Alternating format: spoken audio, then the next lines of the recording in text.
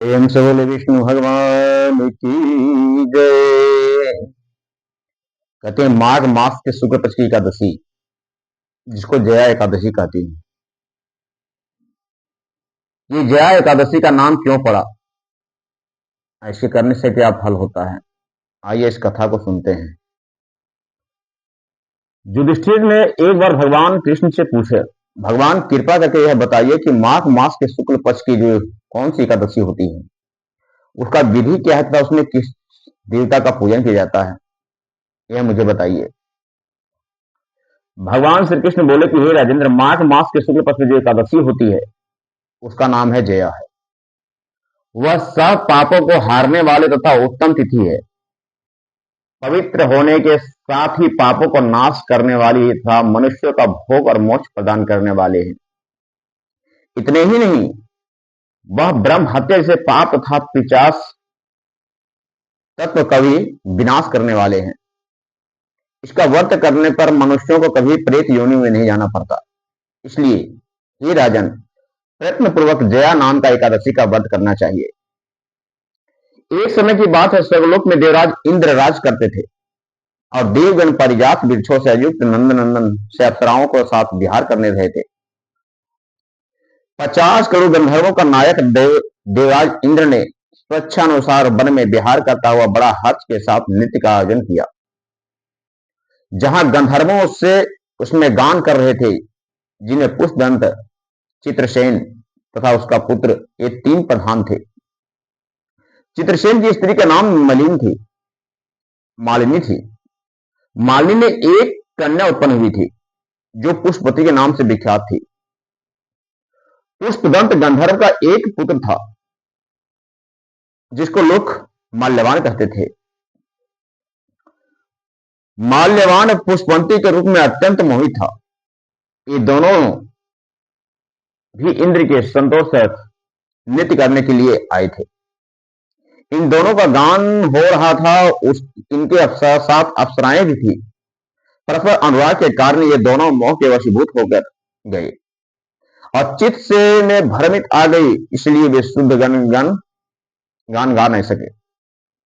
कभी ताल भंग हो जाता था तो कभी गीत भंग हो जाती थी। इंद्र ने इस परमात्मा पर विचार किया कि इसे अपना अपमान समझकर वे कुपित हो गए। अतः इन दोनों का श्राप दे देते हुए बोले कि ये मूर्खों, तुम दोनों का धिक्कार है। तुम लोग पतित और मेरी आज्ञा भंग करने वाले हो। अतः पति पत्नी के रूप में रहते हुए पिशाच की योनि हो जाओ। इंद्र की इस प्रकार से श्राप देने पर इन दोनों को मन में बड़ा दुख हुआ।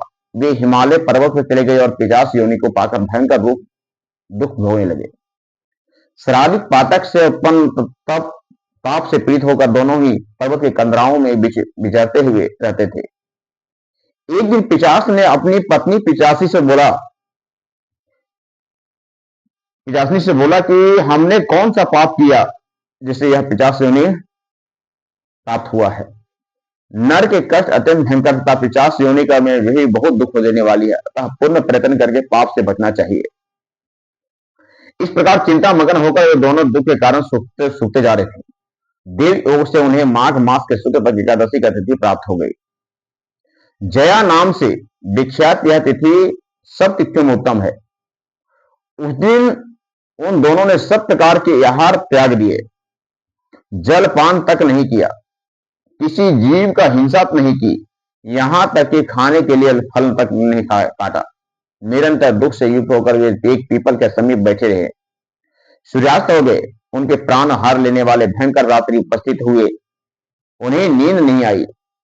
वे रति या और कोई सुख भी नहीं पा सका। सूर्योदय होने पर द्वादशी के दिन आया। इस प्रकार उस पिशाच दंपति के द्वारा जया के उत्तम व्रत का पालन हो गया। उन्होंने रात में जागरण भी किया और उस व्रत के प्रभाव से तथा भगवान विष्णु का शक्ति से उन दोनों का पिशाच योनि दूर हो गए। पुष्पदंती और मल्यवान अपने पूर्ण रूप में आ गए।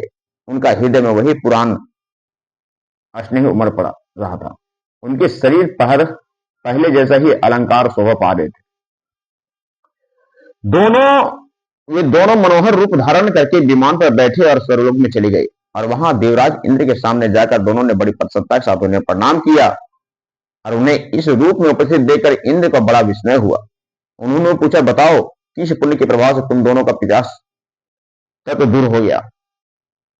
तुम मेरे श्राप को प्राप्त हो चुके थे, फिर किस देवता ने तुम्हें उससे छुटकारा दिलाया है? माल्यवान बोले कि स्वामी, भगवान वासुदेव की कृपा तथा जया नाम की एकादशी का व्रत से हमारा पिशाच योनि दूर हो गया है। इंद्र ने कहा, तो अब तुम दोनों मेरे कहने से में से सुधापन करो। जो लोग एकादशी का व्रत में तत्पर और भगवान कृष्ण से के शरणागत होते हैं वे हमारे ही पूजनीय होते हैं। भगवान श्री कृष्ण कहते हैं कि हे राजन, इस कारण एकादशी का व्रत करना चाहिए। निर्प्रिय जया ब्रह्म हत्या का पाप भी दूर करने वाली है। जिसने जया का व्रत किया है उसने सब प्रकार के दान दे दिया और संपूर्ण यज्ञों का अनुष्ठान कर लिया। इस महत्व को पढ़ना और सुनना से दोनों अग्निष्टयम यज्ञ का फल प्राप्त होता है। कथा का सार कहता है कि संगीत एक साधना है, एक विद्या है, इसमें पवित्रता आवश्यक है। फिर जिस सभा में अपने से बड़े गुरुजन आदि उपस्थित हो वहां प्राणी को संयम और मर्यादा नहीं बनाया रखना चाहिए ताकि गुरुजनों का सम्मान बना रहे, और गुरुजनों का अपमान करने वाला मनुष्य घोर नरक में हो जाता है।